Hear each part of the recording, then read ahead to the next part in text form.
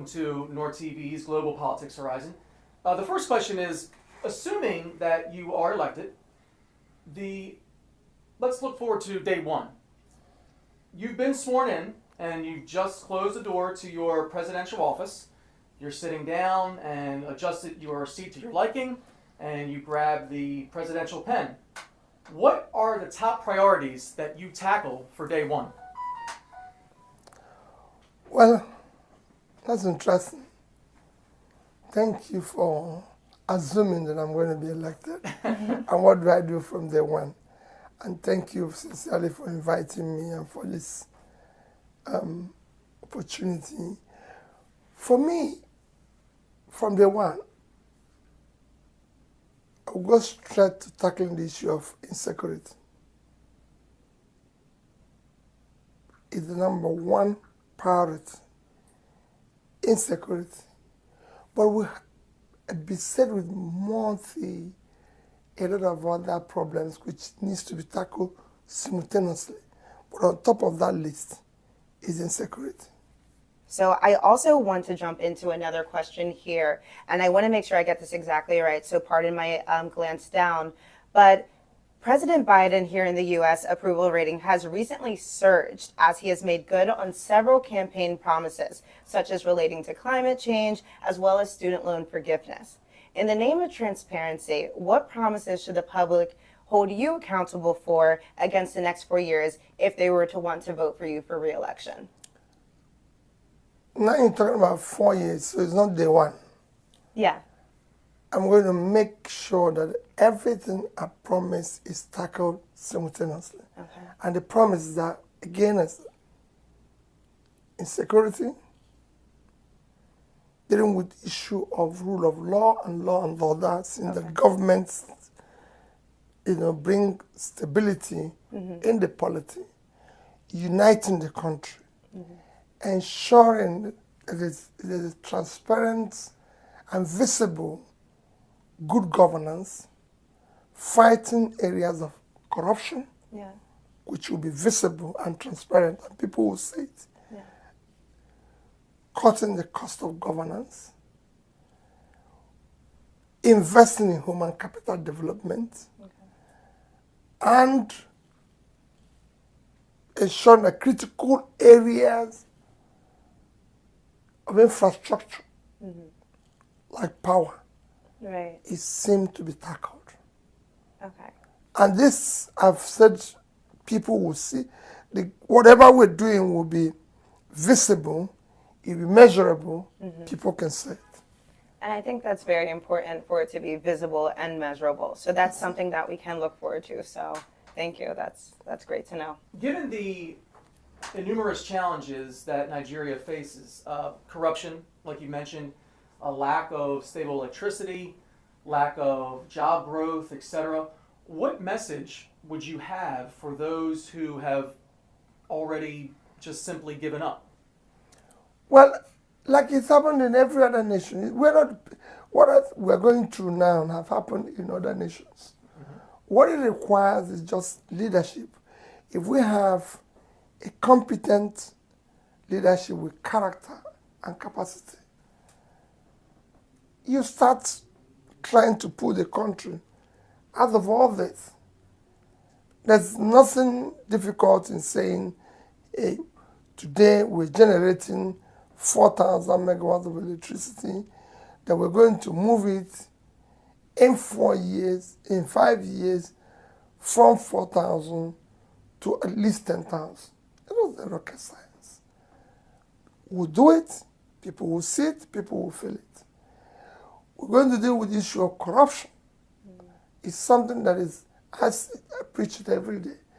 If the leader is not corrupt, his family and those around him are not, you reduce it by 70%. And whoever is doing it knows that he's going to face the law. So if you're caught in it, no question. Nobody's above the law. And you start doing this. You see, when you start doing the right things, issue of what is even mentioned, job creation, if you tackle the intangible assets of insecurity, which is number one. Deal with the issue of rule of law, law and order. Invest in human capital development.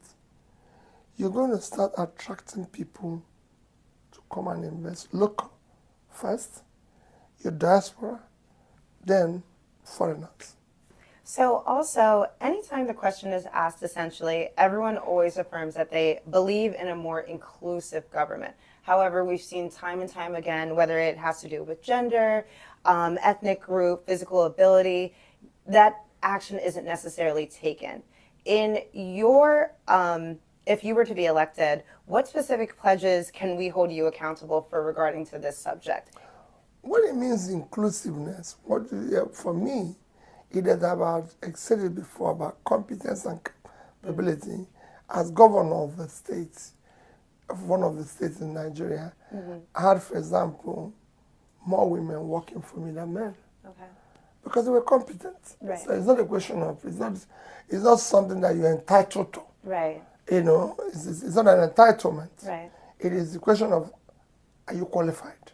Absolutely. You know, we have to be qualified to work, because I need to engage and work with people who are qualified, who are competent, who have the capacity to do the job they're given.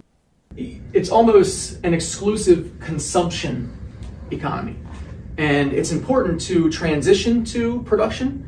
And what specific industries would you be focusing on for that? That's what I've always preached, that I want to move the country from consumption to production. And when you talk about production, it is a whole vast thing. You start from, and I give you an example of what I'm saying. If you go to Nigeria, Nigeria has vast land, vast or cultivated land. It's a country that today is sitting on 923,000 square kilometers of land. Fertile land in most places and everything. So you need to move it. You need to get people to go back to the farm. Again, security issues in some of the farms. You need to deal with the security issues to get those who have left their farm now to go back.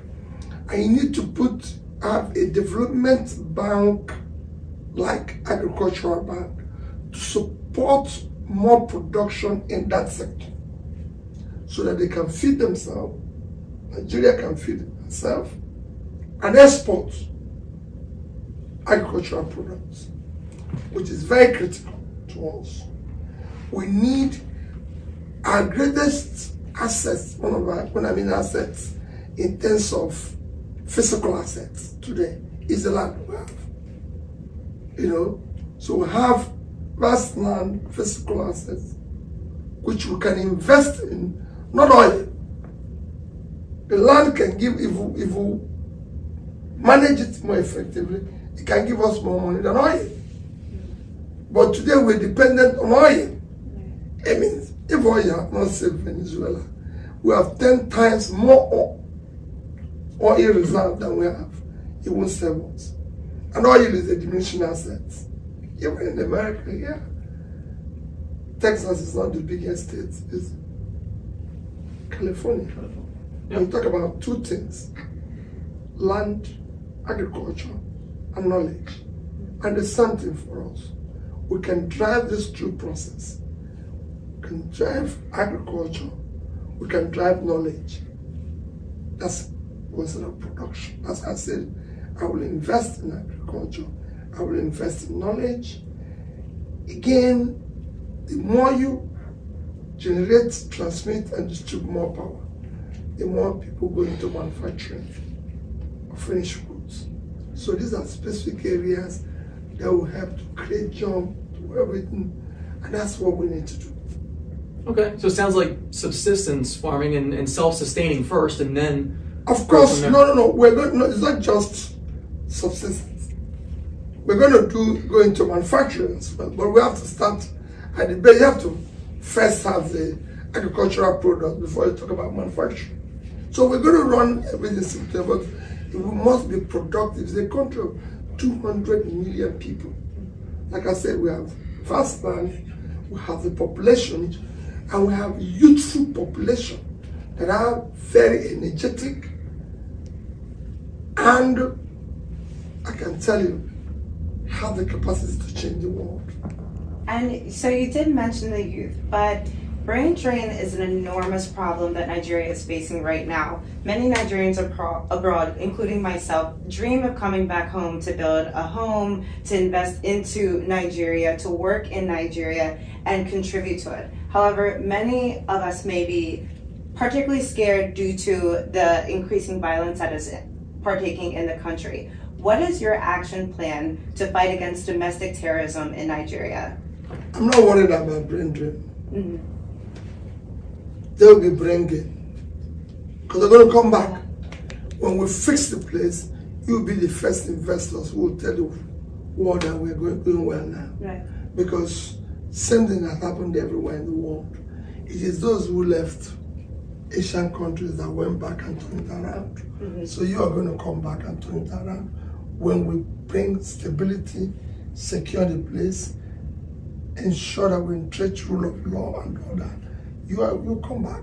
So it's a gain for us. Right. You know, it might be a loss now because you've gone, seen the So dealing with the issue of terrorism, what I said, when we deal with security, we will deal with it aggressively.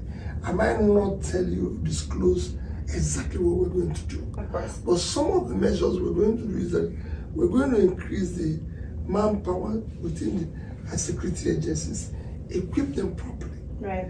You know, support them with the political will to deal with the issues decisively.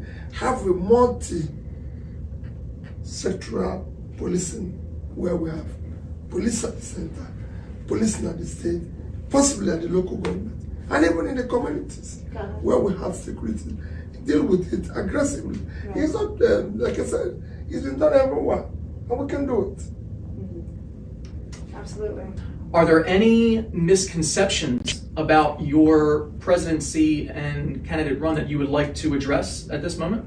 Well, I don't think there is, except maybe people will say we don't have structures, you know. But for me, that is what we want to destroy. We want to dismantle the structure because the structures that are there today are structure of criminality, structure of corruption, structure of inefficiency, structure of ineffectiveness. These are things we want to remove and bring in a movement that wants to take back the country, give it to the people, create Nigerians that will have faith in their country because they hope like her. It is no secret right now that in Nigeria currently spends more than it earns. So that is a huge problem that the country is facing right now. I understand that you have plans to cut those expenditures, and I believe you spoke to that a little bit earlier before. But specifically, how do you plan on tackling this? Not just Nigeria that spends more than it earns.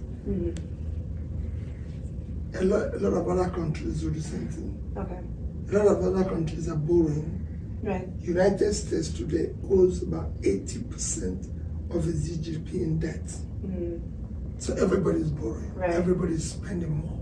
Okay. There's nothing wrong in borrowing. It is what you do with the borrowing that makes the difference. If you borrow for investment, you will grow. The problem we have today is that we're borrowing for consumption. You commit suicide. Yeah. So I want to borrow for investment. And we're going to do that. Yes, and we're going to cut the cost of governance. Okay. Would there be any specific plans for specific youth operations that you might have? I just told you, ICT, entertainment, sports, small businesses. Okay, those They are the different ones. industries. That's what drives everyone. If you shut it down in America, there will be more criminality in America than there is in America. They'll be shooting each other on the street because they have more guns there on the street than we have. I can assure you. So the youths have the energy, and you need to put them to work. So we want to create a society where people will jump to the plane and come and celebrate. Starting with our people. Nigerians all over the place doing incredible things, and we want to change it. We want to bring it home.